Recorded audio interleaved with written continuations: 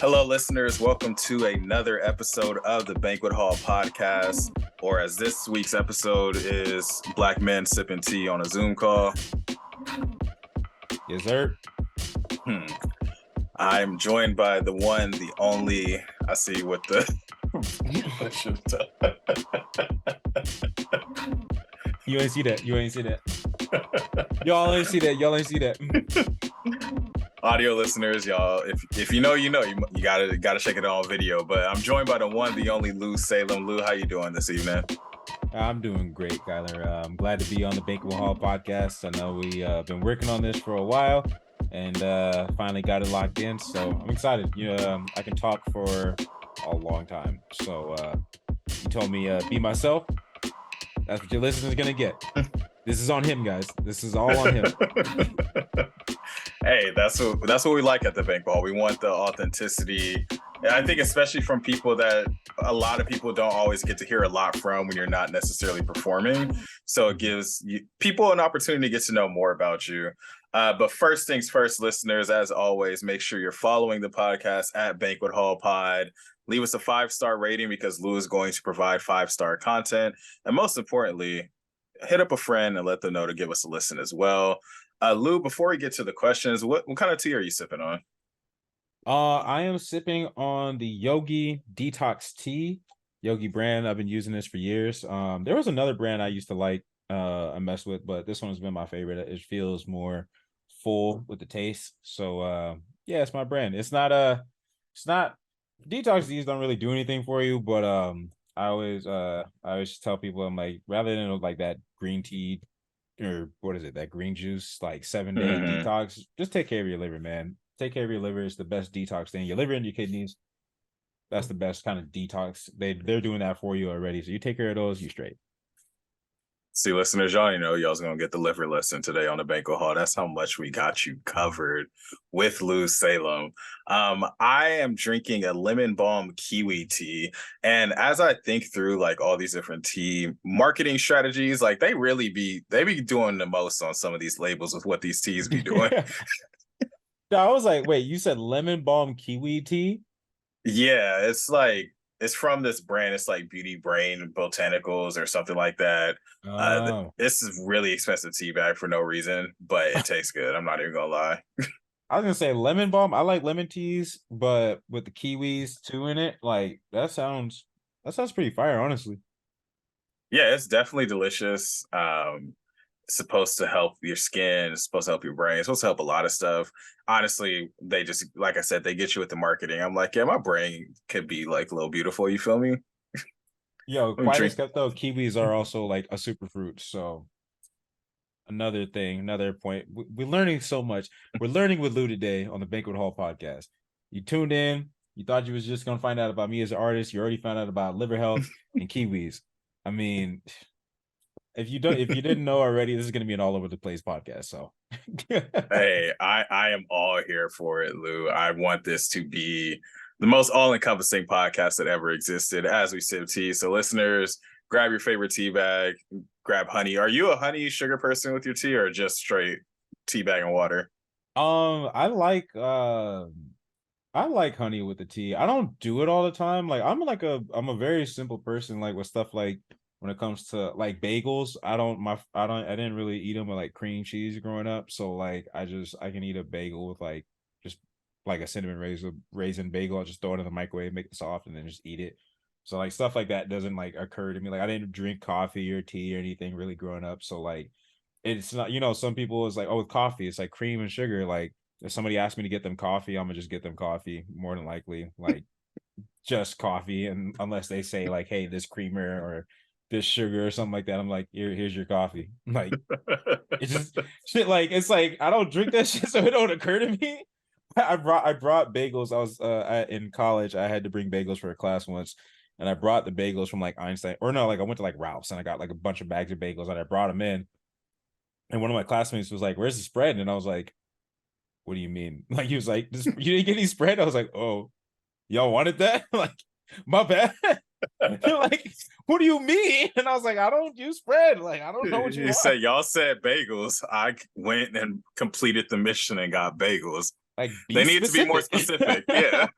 It needs to be more specific. Look, I'd be mad at you too, though. I'm not gonna lie, because you know damn well it's inferred when people ask for bagels. They no, need it. some type of cream cheese with it, because you can't just serve people everything bagel with just nothing. Well, see, I learned. Well, I don't think I got like cinnamon raisin and like one other thing that I was like, oh, you could eat these. Like in my head, I was like, oh, you don't need. Like, I don't think I got like a everything bagel, but I learned that day, like if somebody asks for bagels, get the spread. That's for sure. That is for sure. The coffee thing, like honestly, what can you accept? People got to be specific with their coffee order anyway. Yeah. You don't come across as a type of person who goes to Starbucks and gets like a double pump pumpkin spice latte with cold foam and all the other bells and whistles on it and all that. Nah, dog, like I that whole Starbucks, I like when I was in high school and like Starbucks was like popping off and shit, like I actively did not drink it because I was like, I did not like it's like like when something's so hype, you just like innately like just anti it. So I was just anti coffee for like my entire life. And to this day, I still don't drink I don't drink coffee still to this day. I'll drink tea, but caffeine in general, like I don't fuck with. So I'm like, yeah. I kind of fucked with it this year. I was drinking those Celsius drinks, and then my heart started hurting because I was drinking too many. So I said, nah, this ain't it. I was like waking up first thing in the morning and chugging a Celsius and going about my day. And I was like, yeah. But yeah, that wasn't it for it. Yeah. You can see the caffeine experience really showing through. Well, that wraps up the dietary needs corner of the Banquet Hall podcast. Now let's get into Lew, you as the amazing human being you are. The first question I usually talk to my podcast about after we talk about tea and liver and all the other stuff, the usual, you feel me? Where are you from, Lew, and how did that shape who you have become as a person? So I'm born and raised San Diego. The better one of the better cities in California, above some other major market cities, to the north of us, about two San hours. Francisco. Wow. No, like 2 hours north. Riverside? Like if you go up the 5 and then you go up into the 405, and this is gonna piss off a lot of people, but I'm like, it's my favorite city out of the two cities in near proximity. Um, but yeah, I grew up in San Diego, born and raised, specifically the Mira Mesa neighborhood. Shout out to Mecca. Um, and it's an area that it was. I grew up around a lot of different people. Not very many black people at all out here. But I grew up like in an environment for the most part, like just like not really of the main group. Like it's a predominantly like Filipino neighborhood. If you know Mira Mesa, you know for sure a lot of Filipinos. Shout out my Pinoys. And yeah, a lot of Filipino, a lot of Vietnamese, so big Asian community, and then everybody else as far as like other ethnicities. And so out of that group, just not a lot of like black people around for like a good portion of my life, like growing up. So um I was like exposed to a lot of different stuff growing up. Like number one, like out the gate as a kid, I was already like very um like I love learning. Mhm. Very big nerd from an early age. I grew up, my mom's side of the family is Haitian.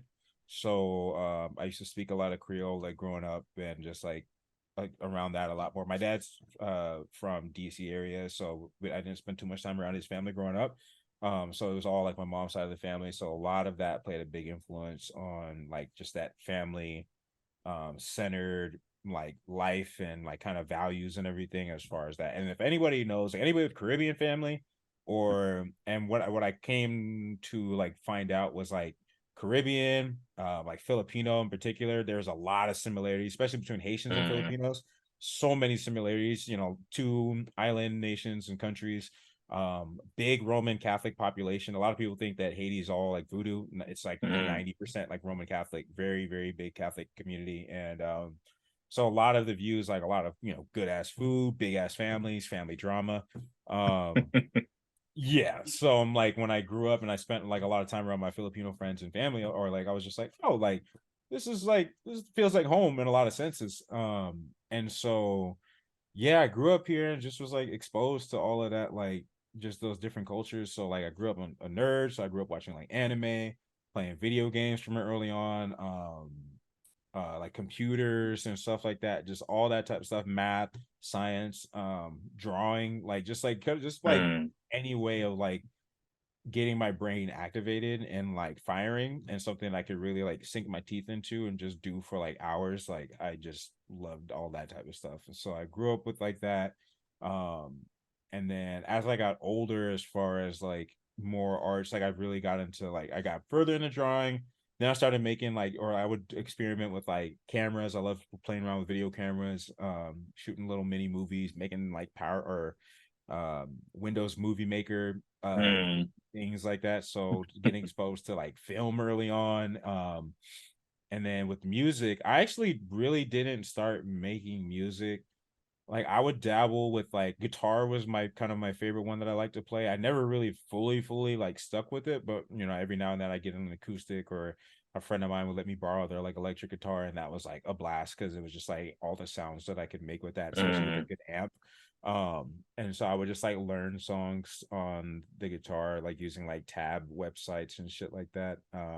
When I was in middle school, my friend my friend Jasper Saldana put me on to one of my favorite bands of all time, probably my favorite band, minus the Bear, this like indie rock band, experimental rock band from Seattle, and that put me on to like a rabbit hole of like all this other type of music in like middle school. So like kind of like where I think a lot of people it hit the like the emo rock when like Fall Out Boy, Panic at the Disco, like that whole era, like that we all um Paramore, yeah, Yep. Paramore, that like that period that we were all like, yeah, like emo rock, Evanescence, like all those things. Side note, Nickelback is not that bad. I know Nickelback gets a bad reputation, but I like as a kid, my parents got one of those now. That's what I call music CDs or whatever. The And it had, classics. yeah, and it had that like our it's like screaming, "We having fun, yeah, yeah, yeah." And I was just like, I remember as a kid just like rocking out because that song was just like, I don't know what it was about it, but it just like Yeah. hit the chord with me. And I was like, yo. So when I grew up and it was like a thing that Nickelback was like shitty, it just missed me. Like, I don't know, I didn't get it. Like I get it was like one of those things where I was like, oh, like as I got older, I realized it was just like easy, like slam dunk on them. But like those some of those songs were fire. Like they're undeniable bangers to me, and I'll just die on that hill. What if I told Um, you that I didn't know that people didn't like Nickelback until this very moment? Because I liked Nickelback. right? Like I thought like it was like a Family Guy skit or something like that, and they like shit Mm. on Nickelback, and I was like, do people not fuck with Nickelback like that? Like I Yeah, I thought was Nickelback was cool. yeah, I was like, yeah, I fuck with what's that? Look at this photograph. Yeah, no, like it was good shit. But yeah, I just got into a lot of like indie rock and stuff like that. And then at the same time though, because this was like '07 or so. So this was like around the time of like Chappelle show. I never and I always listened to rap and hip hop for sure. Like that was always a big thing around the house. My dad's from the East Coast, so he would play a lot of like funk bands too. So like Parliament, Funkadelic, was a lot that we had. Blackstreet was like a big, that's probably one of the Mm. biggest influences early on that I was like fucking with. So for real, we had that CD. So it was just like so like my parents, my dad in particular, especially like had like pretty good taste with like music and albums that we had and like just like early exposure to that. And so then like I just kept growing up with like a love of all those things. And then like EDM, techno, so like Daft Punk. Um, I'm trying to think of who else. EDM, I can't name a whole bunch of influences. Oh, you know what it was? It was Dance Dance Revolution. Dance Dance Oh, Revolution put me see, I on was to going to ask super. about Guitar Hero, so we can start with DDR. Yep. Well, DDR was big because I actually at one point had the pad for it. So like Darude Sandstorm was Oh, like you a was big one. rich. No, I'm just kidding. Nah, nah, Rich I'm is just having messing the with you. full metal platform. Nah, we was okay. We was all right. But if you had the metal platform, oh, you was a baller. Like that was like holy shit. Um, no, but I did play. The DDR was a small kind of like part of that history. Memory Unlocked though. Holy shit, I forgot about playing that. Core memory. But Guitar Hero was a major one for putting me onto a lot of rock songs, classics. I became a big Tom Morello fan because of his scratching technique on the guitar, where like Mm, that shit sounded super dope. And then I found some other songs. I was just talking to someone about this the other day. There's a song on Guitar Hero 2 or 3, I think it's 3. That's one of the bonus songs, and it's like an instrumental like fusion rock band on there, mhm, and it's no vocals. It's just like kind of like T Square, the band that does all the Mario Kart music, where it's just like mad like funky and poppy and all that stuff and like electronic, but this band like had more of a rock influence. And it was like I remember to this day like playing that shit on repeat, like on LimeWire. I found the songs and was just like bumping them like on repeat, driving like riding my bike around into school and stuff like that. Like it was like I loved finding beautiful music, or music that was like very not jazzy, but like that mix of like the gospel jazz choir like chord progressions and stuff, where it's just mm. like where you just hear it and you go ooh, like it's like going to Soul Sunday and you hear the band playing, you're just like I can't believe they thought of that, and it just works so well. Yeah. So like yeah, like that's what I fucked with a lot musically growing up. And then yeah, just like and then playing like just being a kid, like playing video games with my friends, like just taking a lot of influence from a lot of places. And just because of that environment growing up that I grew up in, I was open to a lot of things. And so Mm, to this day, that's still reflected in my art and music and tastes of things, that I'm like all over the place with different passions and stuff, that like I can randomly go like it's one of those things that to this day I'm like I feel like I definitely have run out of, or it's like, you know, when your like computer is like almost out of space, like my brain has all this information about all these things for some in some things I'm like I have no reason why, I couldn't tell you why I have all this information about this particular subject, but I do. And if you talk to me about it, it will like come all the way out, like I will share the shit out of mm. it. So um What do you feel yeah. is the number one thing you nerd out about? Whether it's like a video game, an anime, like what's your number one thing that if someone's like, Lou, talk for 30 minutes about this, you could just give an instant TED talk on? Currently Formula One. Formula Okay. One is my big thing, like that I can go on like for at least a good 30. Like if somebody is like brand new, like, hey, what's Formula One about? Why should I care? It like it's one of those things I can't sum it up in like 5 or 10 minutes. Like, or like it has to be, if I really want you to get into it, or if you really want to know like the full thing about it, it's a good like 30 minutes I could talk about straight, just on like the basics of the sport, kind of like the teams and some of the like team Mm, histories. But it's such a, I mean, it's been around for like 60, 70 years now. So it's been around for a long time, a lot of drivers, a lot of races. And I only got into it fully in like 2017 when that Drive to Survive series came out. So I, in a short amount of time, I learned a lot. Like I wake up every race, you know, Sundays, 5 6, you know, 4 5 6 a.m. in the morning to watch the race. Even if I go out the night before, like if I get home at like 1 or 2 or something like that, I'm still waking up 4 hours later for that race. Like I'm mm. not missing it. I can't watch recorded sporting events or things like that. It's terrible. I can't It's do it. terrible. I need my, because I'm like my energy in the real time could make the difference. You know what I mean? Like Exactly. People don't understand that. Like I remember, I forget where I was going, but I think I was gonna have to miss the Lakers game for a friend's party.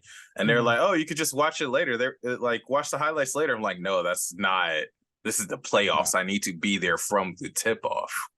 Oh yeah, yeah. Especially playoffs or some shit like that. Nah, like I'm not watching it later. If I don't happen to, if I'm not able to watch it at the time, like it's either I don't watch it, or either I watch it or I don't watch it and I catch the highlights, but I'm not watching the recording of it. Like if I didn't Mhm. catch it in my, like there's no, because I'm like that's that time that I have, like Sunday mornings for me watching those races. Like there's nothing else I got to do at that time. any other time in the day, I'm doing some shit. So, or like there's something else I Yeah. gotta do. So yeah. And like I follow too many social media accounts and stuff like that that'll spoil a race. So I'm like, I can't do it now. I gotta watch live. I Yeah, gotta watch absolutely. But Lou, I think you gave a pretty good foundation for some of your upbringing and the environment in which you grew up in that kind of shaped who you are. And I'm excited to talk a little bit more about how that influences your craft as an artist. But before we get there, I wanted to talk a little bit about how we first crossed paths. I don't necessarily expect you to remember the exact day, moment, and time that we crossed paths. Do you remember? But do you remember the general time of life when we first crossed paths? Yeah, because it was 2017, I think, when I started like basically when I started going to Black Expression. I started going November of 2017. I think the first one I went to was like Black Friday. So yeah, I went to Black Expression. I remember I was like so hyped to go on, and then I was on the like not guaranteed list, so I didn't get to perform, and I was like, fuck.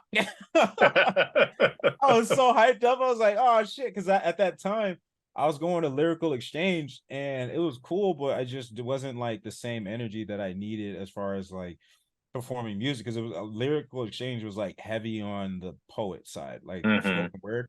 So for me going to Black Expression was like, oh, I can like rap here, and it's not like rapping it to not a void, but rapping into a crowd of like, okay, people that like are more prepared to hear like live music and stuff like that and not just spoken words. So I was super hyped and then didn't get to go, but then I think I came back the next week and started going. So yeah, like, but yeah, I don't honestly, I my brain is not, my memory has been shitty for years, so I cannot tell you exactly how we met. It's just gradually through Black Expression. It's like, Yeah. yeah. I mean, I just feel like because that's the other thing. I feel like people who don't really be at open mics don't really understand how frequently people like commit to going to open mics. Like we go to these open mics every single week, sometimes 2 or 3 times a week. So yeah, like I could have met you at 1 month of 2017 or 1 month of 2018. It's just that string of open mics to where after a while, it's just like, hey, Lou's here. And that's all Yeah, that matter. that's how I met so many people there. Was just like I just kept showing up and was like, yeah. The problem that I have though, and I don't know how many people like know it or realize it, but um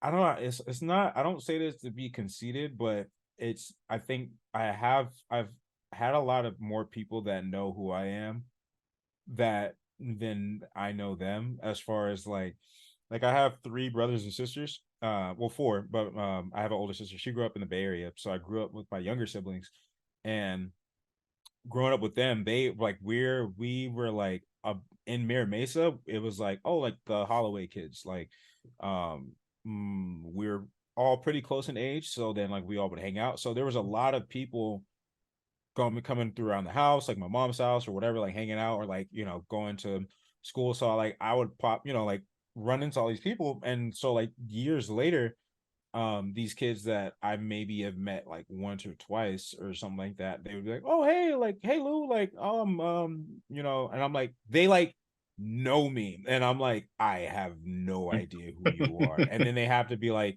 or I'm like, I'm sure we met, but like like without being disrespectful, it's like sometimes I'm like, you're a blip in my day, like, but my memory is Yeah. also like very scatterbrained, like there's a lot of reasons for that, but I'm like, yeah, there's a lot of holes and gaps in my memory where people, I'm like, I for sure have left a bigger impression on their lives than they have on mine. And it's not to be rude. It's just like my brain is like my mind at any given moment is all over the place.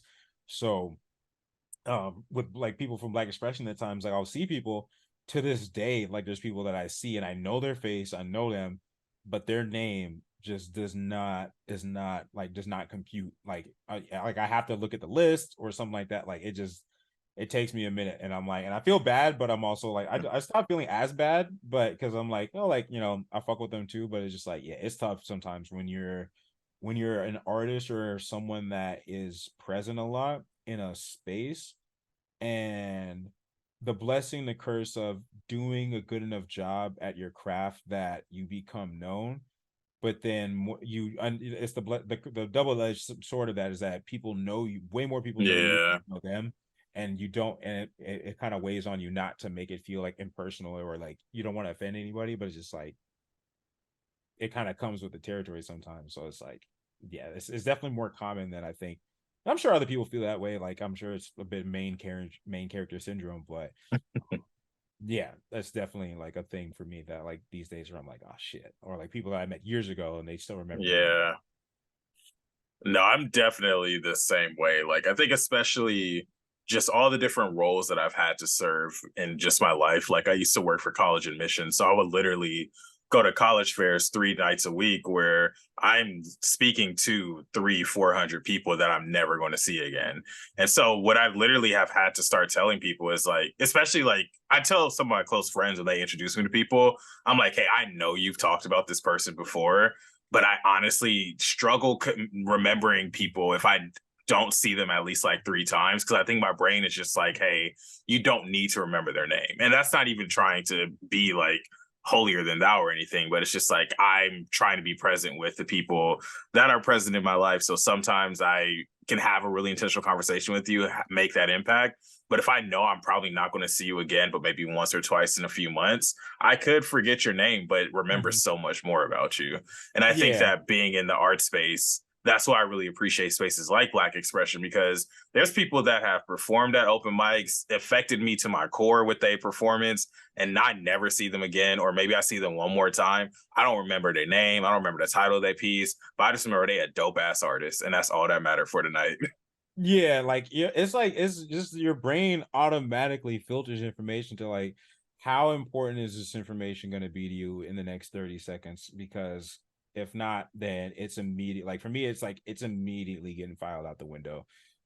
Unless it's something that I'm like, all right, I need to remember this person. And even important shit, like really Yeah. important shit sometimes will just be like, you can remember this thing, this really important thing, or you can remember what tires Lewis Hamilton finished the race on. So, like in the last race, it's like I think, and the brain's just like I think we know which one we can keep. Yes, the brain works in mysterious ways. Mhm. Lou, before we started recording, I mentioned that I was going to show you a video that I wanted to get your reaction Oh, to. And I think because we started talking about Black Xpression, I think it was fitting that I show it right now. It's just a very quick video of just a very wholesome moment in Black Xpression history that I really appreciate looking back on. Listeners, if you have the time, make sure you check out the YouTube channel, or if you're watching on Spotify, you can check out the video too. I'll make sure to post it.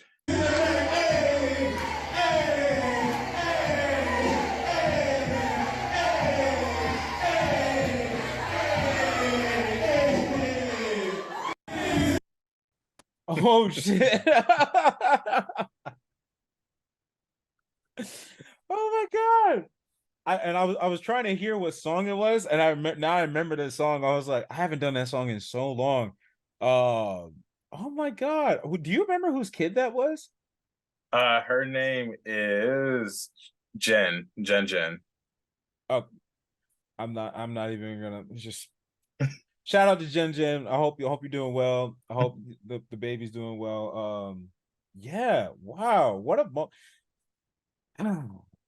Black Expression, man. Like there's so many memories. I'm glad you brought. I thought you were gonna pull up another clip that I Mm. think someone had of me like dancing in the background somewhere, and I was just like vibing to some music. But that was a dope moment. That was a dope moment. Oh, that won my heart. Yeah, that was the goal of the clip. I wanted to pull something heartwarming, get the smiles going, because those are the nights that I feel like I remember the most about places like Black Expression, or even I've had similar nights at Lyrical Exchange or when Trilogy Sanctuary was around. It's just those certain things that when you tell a person like, "Oh, you should come to Black Expression," those are the moments that you can't really describe, but it's like, yeah, like this is why you should come. Like it's just dope. Yeah, like I remember La Bodega had so many like memories in that spot of like just random shit like music and like people that came through all the time and had like signature songs that they would perform from being there so often and just like or like signature intros. Like it was like a full on, it felt like when you hear like when like going to see a WWE fight and then like Stone Cold Steve Austin like glass break dun, dun, dun, dun, dun, dun, and you're just like, oh my god, and the announcer's like, oh my goodness, what's happening? Ah! And they just go crazy. Like it was like if it was like that, like we had legit Black Expression like celebrities damn near of like people that popped up and it was just like, oh yeah, you knew every time when they popped up or got on the mic they were gonna kill it, and moments like that. And then just like in the moment shit, like where something like that happens, like somebody's kid comes up and dances this performance, hell yeah, we're gonna rock out with them. Like it's a moment, because then that for them, I don't know how much he's gonna, that baby's gonna, or that kid is gonna remember it, but that moment, like if it does stick with his head, like it's gonna be like, Yeah. it's gonna be one of those like core memory unlocked moments where he's gonna be like, oh shit, I remember that. Some guy was rapping. And I just went up on stage and like and danced. Yeah, it's cultivating Black joy, and I think that everybody in that space understands how important those moments are, especially for the kids that be in the space. Like we love uplifting the Black kids that be at Black Expression and just hyping people up, because people come into that space and you never know how bad of a day or how good of a day someone's having. So if you could just show them some love for like 5 to 10 seconds, like that may make their entire year, and you never know. Right. Facts. And yeah, the Black Expression celebrities, like it's like you know when people don't, when the newbies, it's like, oh, y'all don't even know what this person about to perform. Like when Miss Songbird would go up and like, oh, y'all don't even know what she about to do to y'all. Y'all not even ready. Or even nowadays when like freestyle goes on the mic, it's like, oh, y'all not even ready. Yeah, Cheryl was the first person I thought of when I said that. I'm like, yeah, like she, every time she came out, she killed it. And Freestyle now is like that person that when she comes up and performs, everybody that knows. If you don't know, you know very quickly like what she can do. And it's in like the first time I really remember her singing, because I don't know if I remember her from the old days, but um within the past year, like hearing her sing for the first time and like really being like, holy shit, dog, like her voice is, it's like the perfect mix of like everything of like, you got the texture and tone and like the rasp when she starts hitting some of them like loud notes, but then she's got like the precision and the highs and the lows. Like it's like a Spectacular. yeah, it's a complete voice. Like it's insane. Yeah, shout out to Freestyle. But also shout out to Lew Salem. You're the artist who is on the podcast. And I think that when I think about people who perform at Black Expression, you are amongst those people who is like, oh, Lew's performance tonight? Like, what is Lew about to do? Is he about to hit us with a poem out of nowhere? Is he about to rap for us? Like, or are you just about to get on the mic and tell us about your day in a hilarious manner? So so, Lew, I want to hear from you. How do you define yourself as an artist? Because I hesitate to just call you a rapper because that isn't all encompassing of who you are. So, who are you as an artist? Yeah. That that's like I think for me I'm just an artist in the like the just straight simple definition of the term, as far as like how I approach things, and my ultimate goal is creating something that like, and especially right now my point in the career where I'm trying to create something that feels like beautiful, as far as like using the different tools in my belt, whether it be music, whether it be art, whether it be like design, or one day getting into fashion and stuff like that, like whatever it be. I look at like all the different mediums of art as like, all right, this is the tool to convey this thing or this idea that I have, or like this thing that I want to do. As far as, so like music for me so far is like the primary one, because I feel like one is the one that it's I love it, and it's it's like, to me right now, it's like if I nail this music shit right, this opens so many other doors for me to go and do other things. I feel like sometimes if you go the other way around, like if I was like a filmmaker and then I try to make music, it doesn't quite translate the same versus like if I make music first. Because I think it's very, it's a brilliant way as an artist to get your personality out there. And if you're someone that wants to and kind of like showcase as far as like your other talents, because of so many mediums that are involved with music, with such as cinematography, um graphic design, fashion ideas, like all of those things, acting in general. Hmm. uh a lot of those things, you like when if you do the music well, and you and the and you give of yourself and share your art well, or share yourself well, it opens so many doors to what you want to do. Like, I look at artists when I think when people ask me what are your biggest like influences, my initial big three as far as like the biggest influences were are Jay-Z, specifically the Black Album. That's like there's like beautiful songs on there. um 50 Cent, the Massacre album in particular. I know Get Rich or Die Trying is the big one, but to me, the Massacre was the one that I ran back. And even like from G Unit, Beg for Mercy, I played that a lot. There's some really good songs on that, but the Massacre had some like it was just such a fucking good album. And to this day, Hmm. you rap most of it like off the rip. That one, so 50 Cent.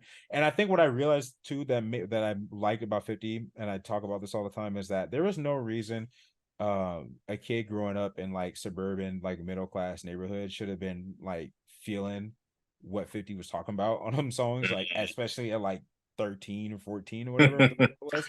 There's no Right. reason I should have been sitting there like, yeah, shoot him up. Yeah, nigga, I put the stone. There's no reason I should have felt like that, and that speaks a lot to like white voyeurism in Black culture as far as like hood music. But um, for me, what it was when I look back and I was like, oh, he was just his persona, or whatever, like was just so it's like not just entertaining, but it was just like, oh, like there was nothing that I doubted about what he was saying and like how he was like it did, like that's how good he was at it. I was like, oh, like even if he could have never done any of those things, and I would have believed, like I was just like, yeah, no, he did it, yeah, like based on yeah, for Absolutely. sure, Like it's yeah, he fact. absolutely, like, yeah, he's killing everybody, like he's selling all the drugs, he's shooting up everybody, he's Many walking men free as a wish bird. death upon him.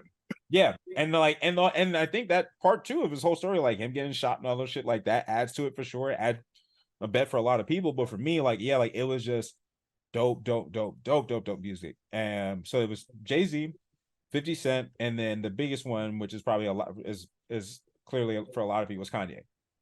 Specifically the College Dropout, which to this day is still my favorite. I Mm. acknowledge that My Beautiful Dark Twisted Fantasy is his best, I think, so far. That like there's a Dissect podcast series that they broke I down love that like, Dissect. yeah, like I thought College Dropout was his best, and then he did the season on My Beautiful Dark Twisted Fantasy, and I was like, oh, I didn't even know all this shit was in the album. Like I didn't know the backstory. Another good one though is the Yeezus one. That one I really did not know the story arc behind that, and that was like I was like, oh, he did this whole story on this album, and there's no like skits, like on same thing on Dark Twisted Fantasy, there's no skits or anything telling you the story, it's just through the art. And that's where I started to realize and go back to certain albums where I'm like, okay, now I can hear like, or I can listen for a different thing as far as like, or different, more information. But with Kanye, his music, I think, I mean, it's already been said that what he was rapping about on that, I related to way more as far as, with 50, it was like, all right, cool. But like what Kanye was talking about was just like real nigga shit. Like, even if I didn't have a job yet at that point, like you go back, I'm like, yeah, that's the shit I relate to this day. Spaceship, working fucking the shit job, and you're stuck in that job and you feel like it's just like, I can't take this shit anymore.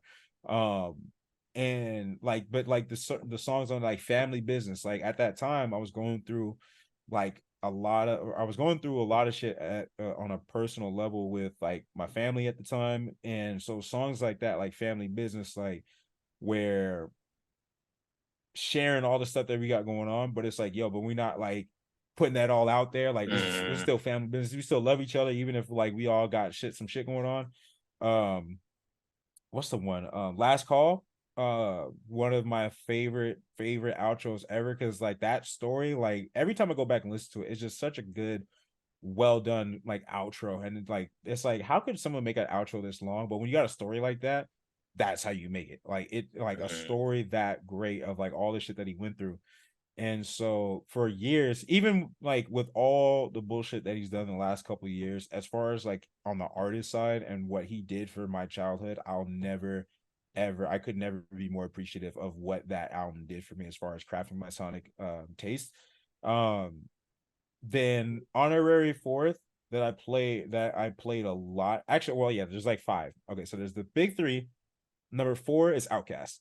Outcast Mm. for sure, specifically the Love Below, because of how much I played that album and how much that did as far as expanding my like my my understanding of what rap could be as far as like Mm. the sonic palette. And then and putting me onto some stuff like the My Favorite Things like cover on there is really really beautifully well done. It's like breakbeat style, but it's just like really really really very well done. I used to play that all the time. I would play Forza 4 and just like play that and in the background, back when you could download songs on the Xbox and just play it on there and just like have that like the first Xbox.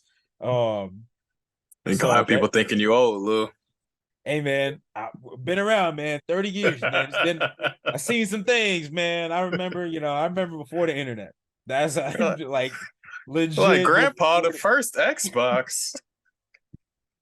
there's some kid right now calling me a fucking boomer, some griefer. What do you mean the first Xbox? What do you mean the first? What are you talking about? The Xbox One? Like, no, no, The not 360, that. like, nah, before that. Before that, oh, And don't let me start talking to you about no Dreamcast. yeah, yeah. Don't let me bust out the PS1. Don't let me bust out the 64 on you. Actually, you know what's funny? I feel like more kids know about the 64 somehow than Yeah, the that's a Xbox. classic. Yeah, But didn't mean yeah. to cut you off. You No, love no, Below Outcast. four. And then the fifth one, which is now 50, was my favorite for years and years and years and years and years. But this year, my absolute favorite, who is at probably like number 1B, if like 50 was like 1A, 1B, and is now officially 1A, cemented probably forever, is Tyler the Creator. Mm. He won. We had the same birthday.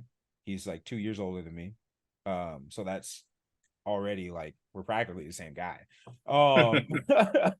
But with him, his music, I think Goblin was the first album that I really became aware of him at the time, like in like 2011. And I listened to that album during a family trip. We took a family trip to St. Martin at the time, and that album will forever be paired up with that island for the rest of my life, like that memory of that time. I remember because it was like Goblin was something I was like, oh, I shouldn't be listening to this, but I can't stop. Like as far as Mm. like especially like the whole, if like the whole like not and like it like the whole like Satanist like devil worshiping vibe of it, whatever, like all that shit. Because at the time I was like, I was raised Roman Catholic, so I was like, oh, like this is like I can't play this around my mom, but Naughty, naughty. yeah, but I was like, but I got these two 12-inch subs in the back of my Honda Civic, and this thing slaps. So especially playing Yonkers, I was like, yo, that shit bang. So I was like, yeah, I am gonna listen to this shit. And I kept and but like his story, it was one of those things where when you look at how his career has progressed, if like looking back at that first project, everything that he's done since then, and like the like especially the chord progressions, all that stuff is all there. It just was covered up a little bit by all the like the shenanigans and antics. But at the time I was like, oh, this is weird, like this is different. And his voice was like his vocal tone was completely different from whatever was going on at the time. So he like, yeah, and then like what he ended up doing career wise, as far as like all the creative shit that he's done with like both film, with his merch, with the festivals, like Mm. everything has done has been like a blueprint for like that's how I would have wanted to do, Mm. like to do all these things and do all this like cool shit, like his love of cars, like all this stuff. And now like the transition that he's having into like that he's been having into the like the sophisticated realm of now like the fashion houses and being in Italy and all that shit. Like it's like on like the blueprint of like if I blew up at that time as well, or if Mm, I was making music at that time and blew up, those are likely decisions that I would have ended up making as far as like my overall career and design and like philosophy of like all those things that I wanted to do.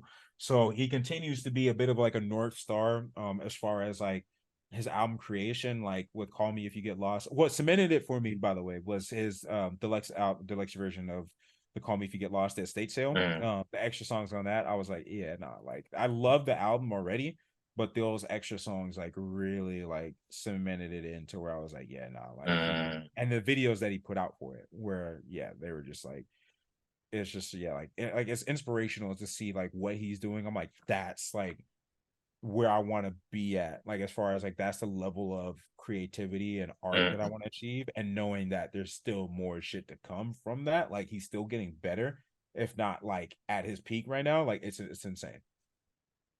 I love just how far in depth you went in with that explanation of those top five influences, because I think that level of intentionality with how you're listening to the artists who influence you can show up in your own music and how intentionally you're thinking about the craft you're putting out there.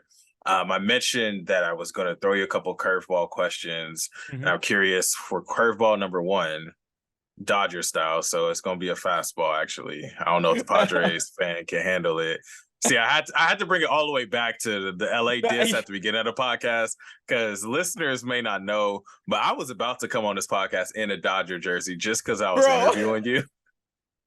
I totally forgot. I was like, oh, I gotta come on in all my San Diego gear as soon as the camera cut on. Like, yeah, what's going on, baby?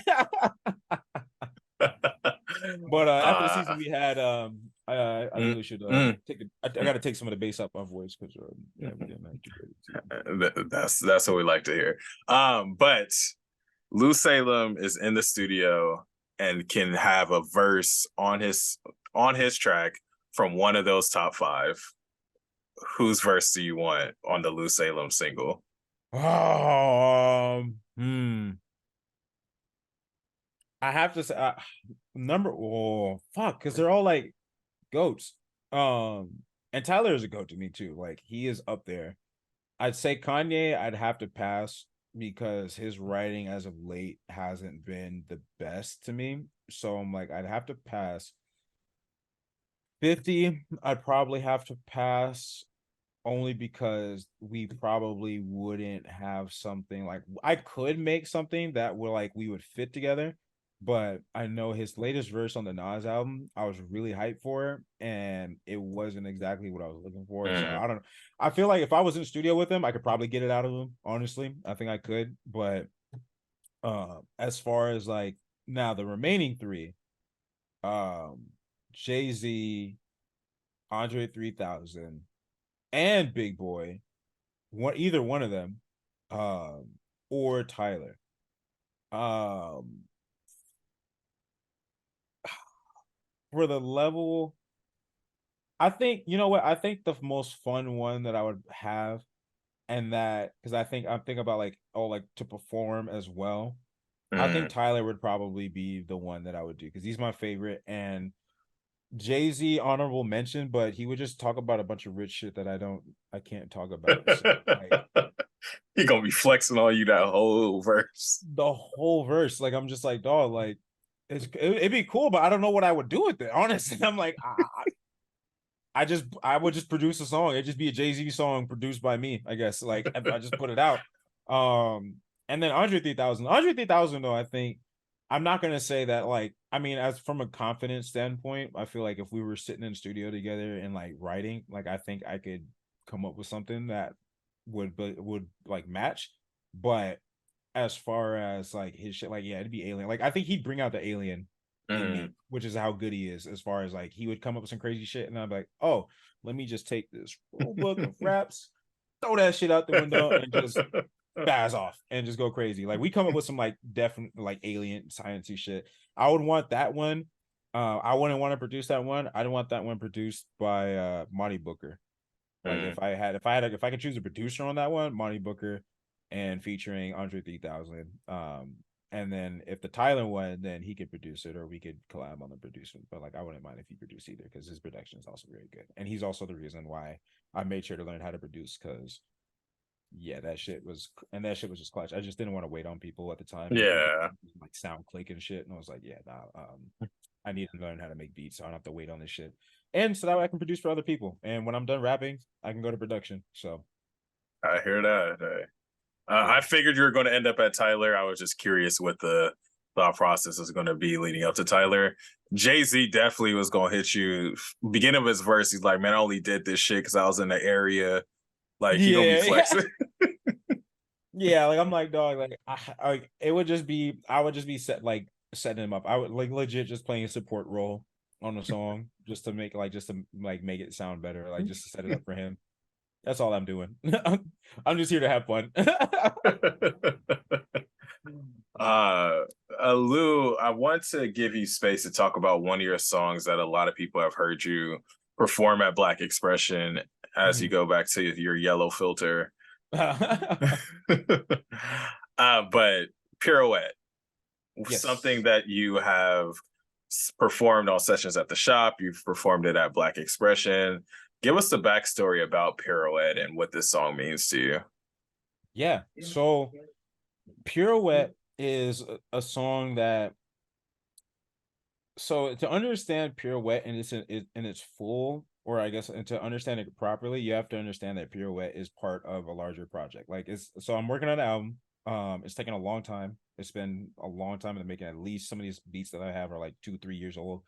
Um, Pirouette is a part of the album, and it's a part of the album where describing like kind of like madness in an sense Mm. of an environment that I'm describing on the album. Um, and so it's one of those reconciliations where sometimes I have stuff that I want to rap about or songs that I want to make that I didn't necessarily live the lifestyle. Like I didn't grow up in a super fucked up neighborhood or like, or anything like that. But speaking about those things is still important because the shit is still going on. So I have to figure out a way that makes it to where I can rap about the song or I can rap these things and place it in a larger context. So like when I say like, like yo, pirouette, spin a nigga top like a pirouette, I'm not out here spinning niggas blocks like that. I don't own a firearm yet. So I'm just like, but when you put it in the context of the larger album, it's from a perspective of the people in this community of like that I'm describing, as far as like in particular on the album. But it's a perspective that a lot of people unfortunately or fortunately can relate to. Um and so that's the first thing. So it's like it's part of a larger it's part of like the story that I'm crafting for the album. So by itself it may seem out of place for what I normally do, but placed in a larger context, and if you understand like how I do my albums and projects, it's like each project has an underlying story or some type of theme, arc, if you will. So that's that. And then Pirouette as itself, it started as it's kind of like a little bit of a Frankenstein where I think I wrote Pirouette itself and like started writing the verse to a different song and then or like a different beat and then I made that beat and so like all right bet. But Pirouette, so the Pirouette that everybody knows or that's out now probably is not going to be the main version that goes on the album. I did at the future I actually premiered or previewed the version that is going to go on the album as far as like the main context, because that beat that I have for that version for the album version is much more in sync with what the other songs are going to sound like as far as like Mm. tone. So but with Pirouette, it was just one of those things where like I recorded on that beat or the beat that's out now, and I was like, oh well, this shit is fucking hard. So yeah, I put it out. And so the song itself is describing like this like fucked up situation, and in and of itself like pirouette being, as you know, pirouette just, dance move for spinning in a circle, but it's like just the cyclical nature of the pirouette of like what is Mm. going on in that situation. Of course, once you put it together, it's not like a super crazy like metaphor or anything like that, but yeah, like I'm trying to remember now, like the verses, how they go. But yeah, like so like the way the verse like the first verse goes, talking like the character on the first verse, he's talking from a perspective of like literally from the jump. It's like, yo, I put my best foot forward, still got it stepped on. Like I did my best and I still got fucked over. So fuck it. Like Mm, this is my like I'm just running. Like I don't give a fuck about anything. Like I'm running through this shit. Like my girl's pissed off because I won't hit her back, but I'm like I'm out here chasing shit. Like I'm running, I'm running the streets. Like this is what happened. And so like there's a third verse that continues that metaphor that'll probably go on the album that's not on the current one right now. But and then the second verse going into like goes even darker as far as the descent into that madness of the cycle, where by the end of it, like I'm damn near like screaming as far as like, yo, like I got these things, like, yo, like fuck everything else. I got my Skyline, which is a reference to the Skyline GTR, which will make sense on the album when everything comes out. But I got my Skyline, I've got my weapons, whatever, like, but at the end of the day, like my life is forfeit. But who wants to die for this shit? Like who at that point, like very little regard for self at that point because of how fucked up their situation is. And that's probably the scariest person that you can think of, as far as like, it's never the person that's all loud. It's not the person that's out here, like, oh, I'll beat niggas up, whatever. It's just like it's the person that to me is like at the end of their rope and got nothing else mhm, left to lose, and they're like, I've got this is all I need in my life, or like all these things in my life. But even that, like even with these things that are like my crucial things to me to my survival, even that, like I'm like, yo, but like my life, like it's like I'm ready to die for this shit, like, or like I'll die for this shit. Are you? Like my life, like that's I mm, think that's kind of like the way it ends for me is just like I'll die for this shit in a second. Like these are the things I got. I will throw my life away for this shit. If you're not on that type of time, mm, don't fuck with, like, leave me alone. Like do not, there's a part of me that resonates with that, where I grew up, I had a lot of anger issues growing up, where I wasn't getting into fights, but just like an internal rage that I had failed so many times to keep in check, and I had to learn how to properly process that, to the point that now I have friends that like, like people that have known me since like from that, like after that time when like I really got to like understand it more, like that I learned just not to like pop off on certain mm, things with people, and learn how to, like, I guess just for better suppress it to an extent. Um, but like I've had things that have happened in the past couple of years for me where people go like, holy shit, I thought you were like docile. And it's one of those things where I was like, I hate that term. Like I know what they mean, and I yeah, know they're not in, like, they're not saying it to be mean or anything like that. But for me, I hate it only because, and it's not because it's like I'm not pussy. But it's like it's like, nah, like I don't want that. I guess that it made me was like, is that how people see me? Like, it's just like, is that mm, how people like view me, as like that? Because it's not like I'm trying to be the tough guy, but it's just like knowing that it's there. It's interesting. It's kind of jarring. Like people don't know that and don't see that, and I'm like, for to an extent, they probably shouldn't. Like, I don't want you to see that, but I yeah, also I can see where it can be. It's like, your kindness gets taken for weakness, kind of thing, and it's like, oh, like it's not to be taken for weakness. I prefer a peaceful lifestyle. I prefer like chilling out. Like I don't want to get there, but I also understand that there's a part of me that, it's still there, like as far as like the aggression and stuff like that. So I've had to find ways, or I find ways to get it out, whether it be working out in the gym, or like, trying out jujitsu classes and stuff like that, or going and doing like sporting stuff, or just like playing video games, stuff there where I can get that out, and like it's like the steam valve, like, or the pressure valve, just like letting off that mhm, pressure.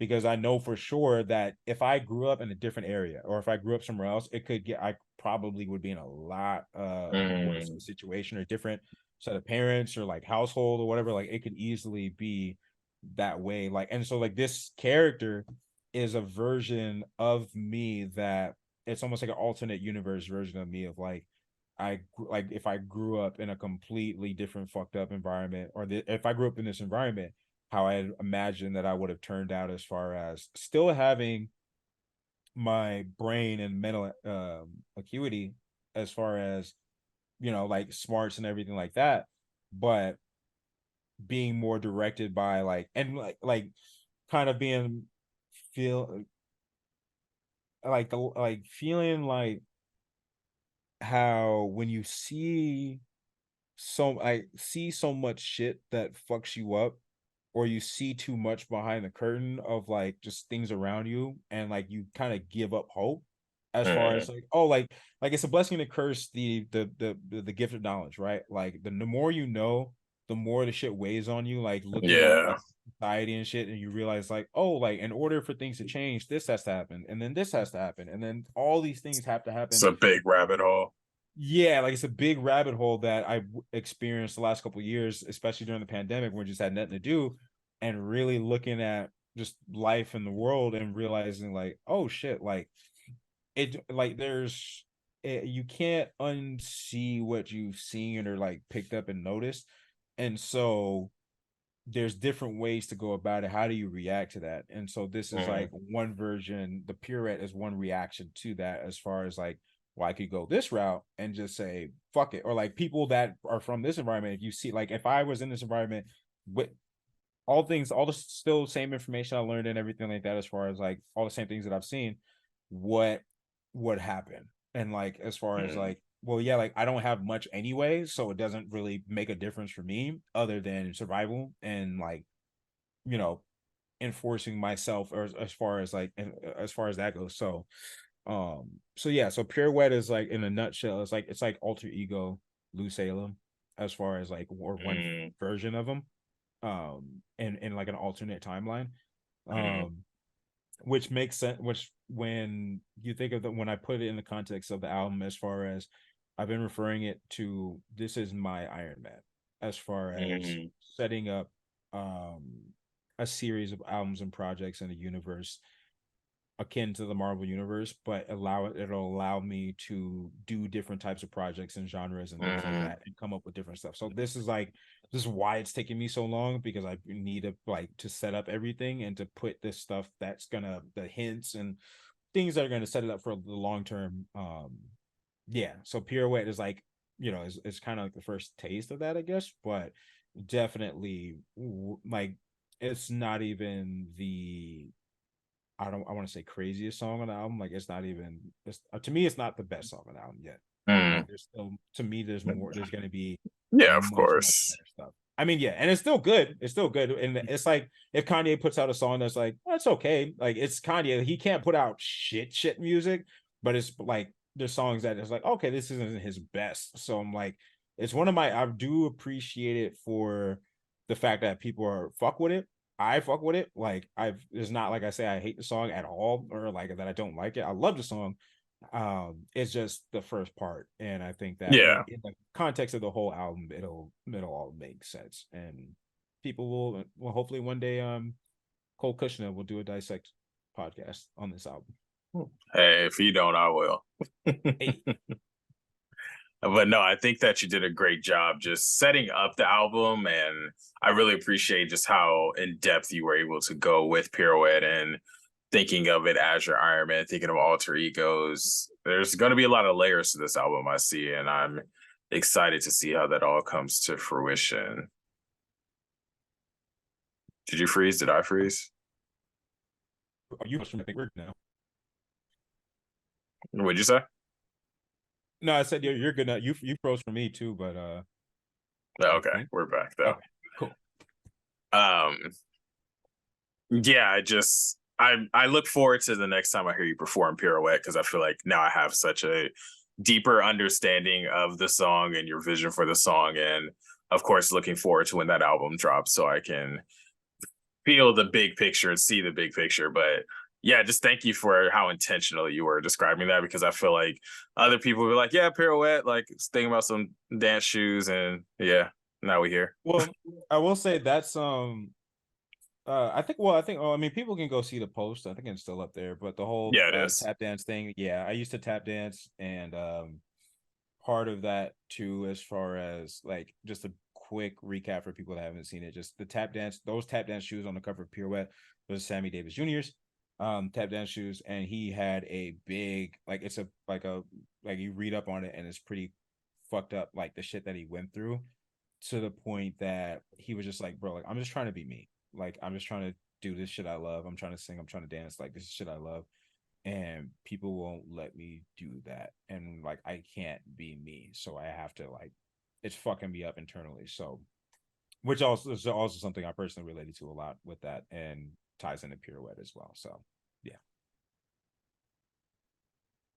And then last but not least, with regards to your artistry as a rapper, as a performer, what do you hope people gain from your content, from your music, from your performances? What are you hoping that your audience takes away or learns about you?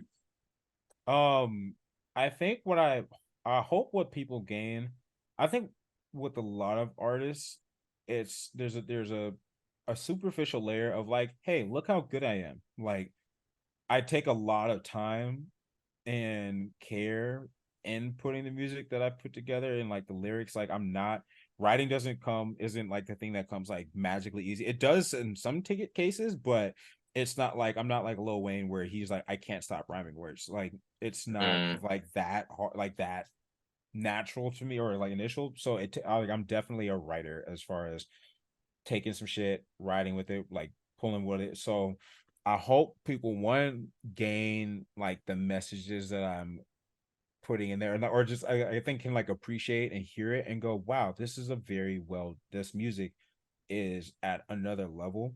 So that's like the superficial level of like appreciate me, please. But like you should give me get praise this, please. I put a lot of time and effort, but on a real level, like on a deeper level, I hope people like hear the lyrics, and it's happened already, which has been like, which is kind of like making everything else a bonus, as far as people hearing the lyrics and going like, oh shit, like this helped me out, or like mm, hearing the music, like hearing the lyrics and going like, fuck, dude, like I hope like in another life, I think I would have been a teacher, and to an mm, extent, I do that a lot in my current life of just like I like explaining shit. I like breaking down stuff. I like seeing when I explain a concept to somebody that may be high level or complex, and the light bulb goes off, and they're like, ah, like I like that. I like sharing that information. So I hope from I think ultimately is that people learn new stuff or get exposed to new topics that they previously weren't familiar with, or just mm, like see different ways that things can be, or different alternatives to like either the current status quo of like not just music but just like life, like different ways that um you can express yourself as far as like different mediums, and like and just take from that as hey man, there's no like at the end of the day, there's no rules on this shit. There's no right. like we've seen so many artists break the rules, sort of so to speak, of music and the boundaries. So it's like there's really no boundaries to this shit. It's just you have to be consistent, and I think the more intentional you are and the more that you really care about it, the better it's going to be received. Ultimately, it's just like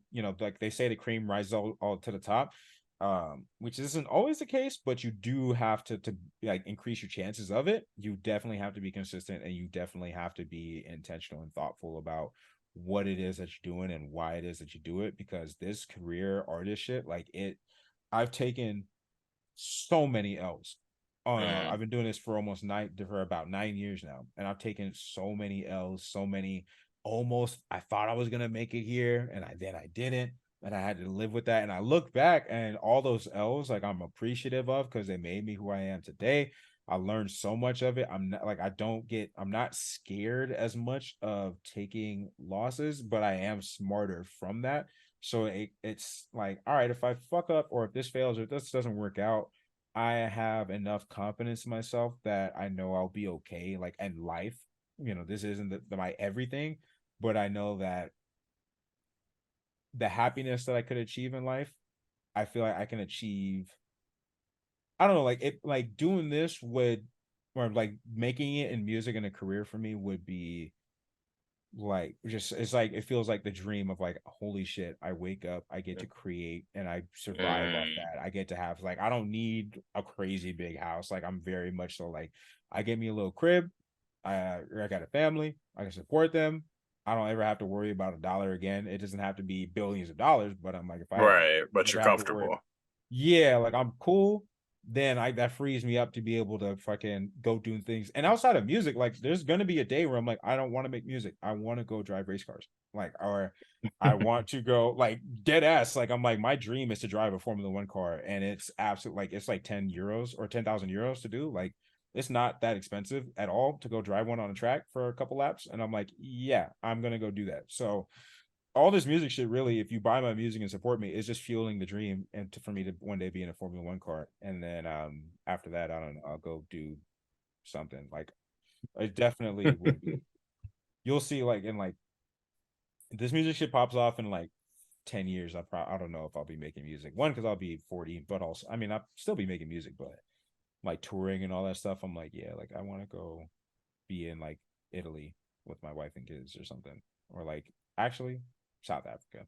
South Africa I really want to go to. Yeah. Hey, let's go ahead and manifest that for you. Yes. Um, one more thing that I want to make sure that we left some space to talk about. You recently scored one of your friends' films, and I wanted you to Yes. have a little room to talk about what that experience was like. What is the film? When is that film being showcased, et cetera, et cetera? Yes. So the film is called Full Moon. It's my friend Joe Gonzalez. Shout out to Joe. We go way, way, way back, like middle school friends, like all Mm. to this day. So we go way back. He ended up going to AFI, American Film Institute, up in LA, and graduated this past year. And so for his senior thesis project, he produced a film, the short film that I ended up scoring for. And so he reached out, I think like 2 years ago, I think, and asked if I was like, open to the idea. And I was like, yeah, sure, dude. Like, just let me know. And then last August, he reached out and was like, hey, like it's happening, or like, we're about done filming. Like, are you still down? And I was like, yeah. And then I went and Googled how to score a no, but it was my first ever scoring. So I upgraded my digital audio workstation. I used Persona Studio One. If you're an artist, listen very closely. Persona Sphere, $14 a month. Do it. If you don't have any other DAW, you don't have Ableton, you don't have anything else, Persona Studio One for $14 a month, you get a full professional digital audio workstation. It's what I use to score the film because you can import video in there and then create your beats and tracks and everything to the video or to the film in real time. So that was super convenient. I know there's Adobe Pro Premiere and all this other stuff, but for something that I already had and knew, it was a very convenient feature to be able to do that. So They need to be sponsoring you.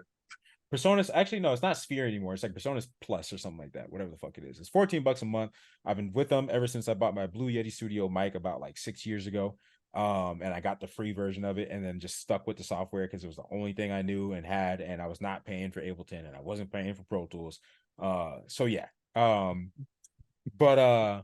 yeah, I started the film. I got the video, and basically just like I like it really was a thing of like just googling and looking up like, all right, how to score a film, what are the different ways to score it, what do I like. I was like researching a fuck ton of information so that when we had the first meeting with like him and the director, I had all these questions ready. So it was like, all right, I know what I'm doing. Okay, what do you want the film to sound like? What's the tone that you're going for? All right, what's like, going through these characters, coming with ideas, watching the short film, like, and because they had placeholders for songs already that I knew. So I was like, all right, cool. So this is the type of song that or this beat that I'll recreate for this scene. Do you want vocals on the track, like just stuff that I had in mind like coming into it, like from what they like showed me. So the guy was like, oh shit, like he knows what he's talking about, and I was like, yeah, looks like it, huh? So I went into it and I did all this research. I just started like just went in. I mean, it was my first time using a bunch of these like plugins that were like high um they were like high quality like strings and flutes and like like full orchestra instruments. So I was learning in real time how to put together like orchestral elements to make some of those like signature like scoring notes and flourishes throughout a project, like throughout the scenes and everything. um and I was just like, yeah, and like going through it with them and like getting feedback and like all meetings and doing that. And so it took about I can't remember. It took about maybe like a month or so. The film is like 20 or something. I mean, it's not a super long film. It's like 14 or 20 minutes or something like that. I can't remember the exact time. But I ended up coming up with like 4 or 5 songs. I did and then like it was one of the songs is like a signature theme that I ended up coming up with for like the main character.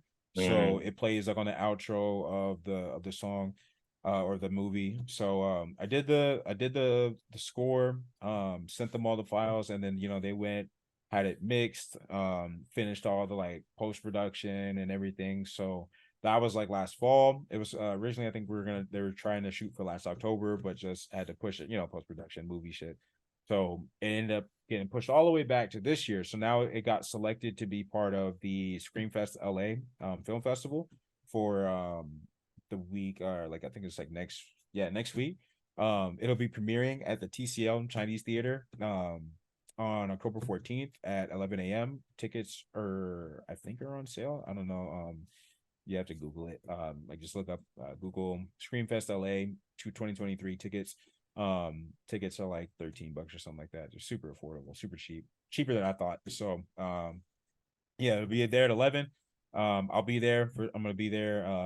And then I gotta come back down to San Diego. So it's legit. I'm taking a train up, gonna watch the movie, hang out for like an hour or two, and then dip back down because I got shit to do. So yeah, I'm honestly super, super excited. This was my first stab at scoring a short film. Is something that I've wanted to do for a very long time. Uh I'm I'm already or then my friend Joey actually just reached out that somebody from the school is possibly looking to hire me for their short film to score it. So Oh, I'm like, nice. yeah, please. Hopefully that works out. I'm looking forward to it. But like, yeah, like if people got short films and need scoring for their short film or like just music in general, is something that, I learned how to produce for a reason. So not just for music, but for like film and like and not and like, doing sound design and stuff like that as a film, it's a skill that I've been working on. And it's actually, if you listen to my projects, most of them, the intros, I think for my EPs that I did, like the what is it, the Priceless series of like Don't Touch Me, I'm Expensive, Price Went Up, and Priceless. The first two have skits at the beginning of the album. Yeah, first two. Yeah, first two have skits, and then the third one was just of like a spoken intro, and then the last one I did as intro for like a full thing for was uh not Knock It Off. Damn Deluxes was the last one that I did, where it was like a quick 3 piece track that I put, or EP that I put out like 21. And that one has an intro as well. So I've been doing it on my music for a while now of like doing Yeah. sound design. So it's something that I've just been like throwing in there, and it's a way for me to like showcase my just like the extra creativity. When I make Yeah. projects, I'll write a script or do something like that. I make a movie in my head and then soundtrack it. So yeah. Yeah. And I'm definitely interested in writing a short film one day. So I'll definitely be hitting you up to score said short film. And I buried the lead a little bit, one to make sure it didn't get lost. What's the name of the short film that you scored? Full Moon. It's called Full Full Moon. Moons. It's a horror comedy werewolf film. So if you like Teen Wolf um kind of vibes, not Teen Wolf. No, Teen Wolf the movie, the original Hmm. one, like the 80s one. And then I think they like the redid the remake or the show was Teen Wolf again on MTV. Yeah. Yeah. So it's like kind of like the mix of the two, like a little bit campy as far as the Okay. overall like feel, but it's really good. It's really well done, very well acted and everything. So yeah. Awesome. So, rounding out this podcast, Lou, you've been so gracious with your time and given us so many gems. Just have a few more quick hitter questions. Whatever comes first to mind, totally fine for your answer. First things first, what I want to start with. How about, so people have gotten your background this episode. If I am listening to this podcast and I'm like, you know what, Lou has me hooked, I want to check out his music, where should I start? What's a favorite project of yours or a project that you feel is representative of who you are as an artist that would be a good start for someone being introduced to Lew Salem? Um Priceless. Priceless is probably the one that to me represents the most what I'm trying to do now. Um, it has like a full story on that album as far as like themes. So yeah, Priceless is the one that I think is that's the one that I like the most recent one that I like. I really really still fuck with like all of them. I still perform songs on that one. Mischief I think is one that I do from that one all the time. I got to do some more on those because some of those songs are the rest of those ones are like really really well done.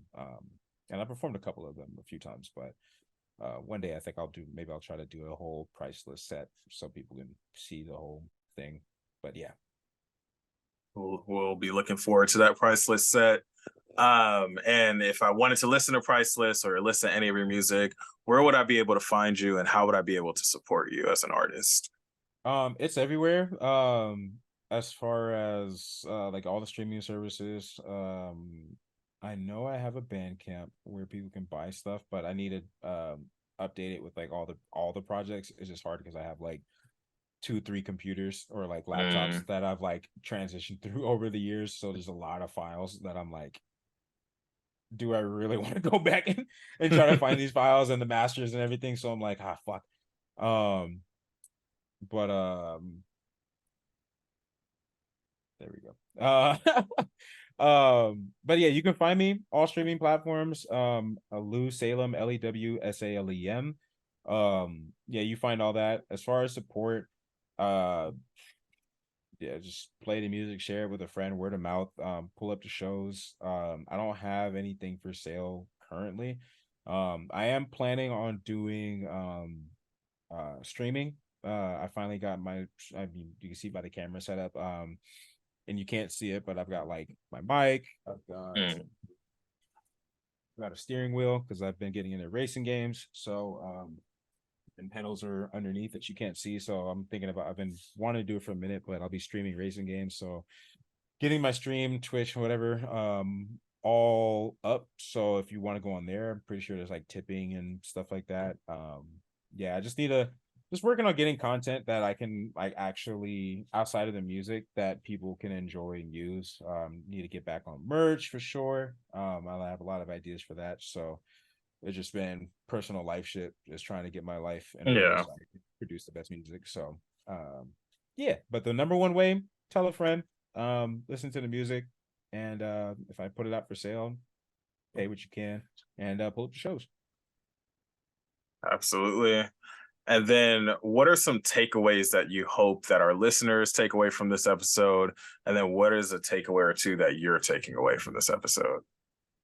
Um, I'm realizing kind of is both the same point that I think we've been talking for like just over an hour or so, like an hour and a half. It feels like, and we like I realized I'm like, oh, I barely have scratched the surface on things that like we could have like I could have also gone into as far as my background. Like with when it comes to like health, when it comes to like spirituality and things like that, like a lot of stuff that um I think that in it kind of again, I don't want to sound conceited, but there's so many levels to who I am as a person.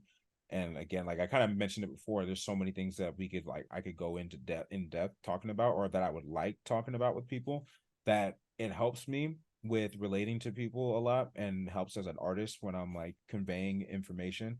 But as far as like the connection, it's one of those things where I'm like, as we talk, I'm like, God damn, like I didn't talk about this, I didn't talk about that. Like, holy shit, like this really could have been a 4 hour podcast that we could have just kept going and going and going. I didn't talk about my history with sports. I didn't talk about, injuries and the mental impact of So you're that. saying it's going to be a part two to this episode? I think it's got to be dog because it's like it's so much that we don't even have to talk about. Like I didn't get into my love of like Jimi Hendrix and the Beatles, like that whole Mm. era of my life. Like there's definitely a lot more. But I hope what people get as a takeaway from this is just like, yo, it's I've been doing this for years now, and I still, even though like a lot of people would think at 30, I forget what was her name, Asia Doll, that she was like, oh, if you 30 and rapping like something, she said something about that, like why you rapping, whatever. She talked shit about it. I'm 30 years old. I feel like I'm getting into the best shape of my life. as far as physically, mentally, emotionally, like spiritually. Like I'm still working on it, and I'm like knowing what I could be. I'm like, oh, it's not too late. I think for people that are in my shoes that are feeling like, you're 26 and you're like, oh fuck, I haven't blown up yet. Like I'm getting old. Um, there is a lane for you out there as an artist or creative. You just have to find it. You have to find what resonates with you the most, what like makes you, when you're making it or creating, you're having the most fun with. And that's the thing that will take you to where you want to go. You just have to cultivate it, stay the path, believe in yourself, be smart. um don't compare yourself to the Joneses. Don't look over at what this person's doing in that lane, or that lane. Like focus on your own lane, focus on your own backyard, water your own grass. um and one way or another is going to work out in your favor, whether it be exactly how you want it, which is typically not how it looks, but it's going to work out in your favor. You just have to make sure that you're ready for it. And the more ready that you are, the more favors are going to come your way. The more it's kind of like the universe is only going to give you what you can handle, both in Right. bad and good. So the more prepared you are for the good, the more good you'll receive. Hey, that's a hell of a takeaway. This is a new question. You're the first person I'm trying this question out with to close out the pod. But do you have any recommendations for books, podcasts, movies, songs, anything that you feel like our listeners should engage with, that if they were to engage with this piece of content, they would get to know you better or differently, or just a different uh aspect of you? Books, podcasts, movies, songs. And you can just name one. It doesn't have to be all of them. I know. I'm trying to think of one that like encapsulates. Um, you know what? One book I read the last couple of years that I really enjoyed. I'll give. Oh, there's three. There's like three or four that I had that was really good. One is Comedy Sex God by Pete Holmes. Hilarious book. Um, very, very fascinating book. I didn't expect it to be as insightful and as deep as it was, but yeah, it was an amazing book. I read it during the pandemic, like right when it started, and I checked it out of the library, like right when the shit got going. So, Comedy Six God, beautiful book. Um, uh, Spiritual Engineering, I think it is, by Sadhguru. That one was another really, really well done book, and I liked it a lot because he has a great way of writing. Like he has a very funny tone, but like he's like one of those guys. It's like he's funny and insightful at the same time, and you're just like, wow. Um, so Comedy Sex God by Pete Holmes, Sadhguru, Spiritual Engineering. Um, I mean, you could always read The Alchemist. Um, that's one that whenever I reread it, I pick up something different from it, and I think that's why it's such a great fucking book. Um, there's another one, The Go Giver. I forget the artist's name. Or not the artist, the author's name. I actually have it. Let me make sure. Is that Bob Berg or and John Uh, David Mann? Let me see. It's right here. Um, yeah, Bob Berg and John David Mann. Yep, The Go Giver. This book helped a lot with. This was given to me by my the founder of the company that I'm currently working for. This book helped a lot with, when people say like, oh, don't give too much because then you won't have enough for yourself, or like, people say like, oh, just focus on giving, don't worry about a return. This book kind of helped conceptualize how that works out, as far as, when people think like, oh, like, I guess the mindset of like scarcity versus abundance, as far as like, people think like, oh, if I, dog eat dog world, like if you give too much, you're gonna get chewed up and spit out. I think it helped a lot with being able to kind of like encourage you to like, yo, like it's actually like you'd be surprised how well it actually works out when you do give like selflessly, and help the people around you without expecting a something in return. Out Shit tends to work out for you like that, and when you take care of people, they usually take care of you. So um yeah, The Go Giver. I can't think of any others off the top of my head, but I would say the big two, Oh, Don't Label Me by I always say her name is Ursan Minaj. Don't mind me just typing. It is Urshad Manji. Urshad Manji. Beautiful, beautiful book, especially for today's like divided times and everybody. Um, Great book, very well done, heart wrenching, but like a beautiful, beautiful, well done book. So, Comedy Six God, Spiritual Engineering, Sadhguru, The Alchemist, The Go Giver, and Don't Label Me by Urshad Manji. And I'm like, do I have any more? I'm gonna stop. I'm gonna stop. I'm gonna just give those 5. If you forgot, it didn't catch those, rewind, go back. Grab any one of those books and you're gonna be it'll definitely change a lot of like how you think going into it with the open mind. And yeah, you'll get a lot from it. So I highly recommend those books. Blue, thank you so much for your time, your insight. You've given such amazing responses to every question and topic that we've gone through. I know that listeners are going to take a lot from this episode. That is those are all the questions that I had for you. So the last thing for the podcast, I just want to turn it over to you. Any shameless plugs, any shout outs, any manifestations? The mic is yours. Shameless plug. I've been Lew Salem, LEWSALEM. I'm 30 years old. I'm still chasing this music dream and slowly getting there. So any sport that you can throw my way helps out. Support music, just listen to it, and if you fuck with it, share it. If you don't, cool. Shameless plug. Again, Full Moon premiering October 14th at the TCL Chinese Theater in LA. If you're in LA and got time that morning, come out, support your boy, support the film. Album coming out 2024 currently. I was gonna say spring, but let me not do that to myself. So 2024 for sure album. I can't think of any other shameless plugs. Manifestations, manifesting that this time next year the album's out. It's done everything that I wanted it to do. Manifest that I'll be working on the video game for it. That is a big thing that a lot of people don't know that I want to do. Currently learning coding for it. So yeah, expect an album and then in sometime in the future and a video game for it. New brand.